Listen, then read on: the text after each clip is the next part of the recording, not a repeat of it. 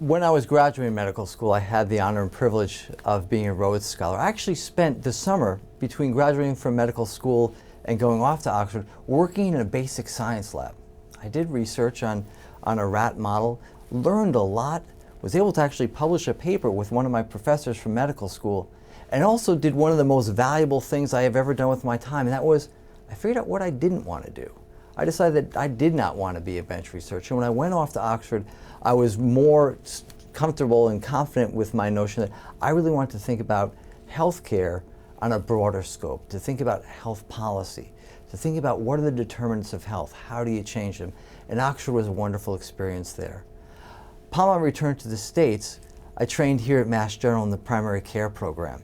I did that for 3 years and got a superb education from really some wonderful folks here who not only had a wonderful encyclopedic knowledge that they were happy to share, but more importantly, taught me the joy of patient care. And that's a joy that I carry with me to this day.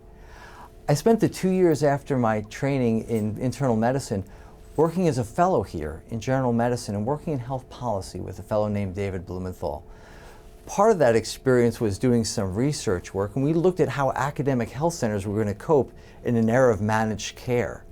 That was a pretty germane issue back in the early 1990s, and in many ways we could take many of the thoughts that we had then and some of the challenges that were being faced by those organizations, transplant them to 2012 and say, how are we going to face a reformed healthcare system? How are we going to face population health?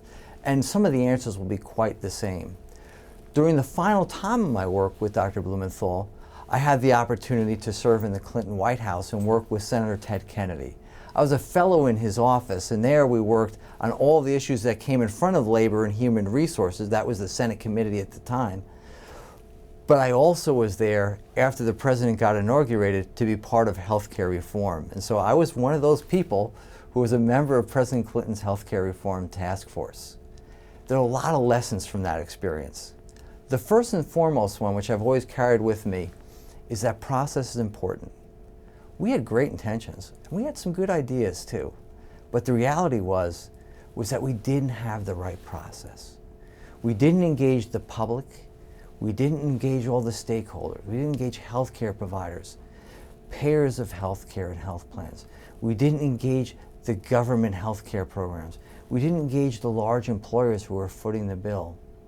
And because of that, we never had the national conversation that we needed to be able to really produce meaningful healthcare reform that could pass the political gauntlet, that is, the Congress.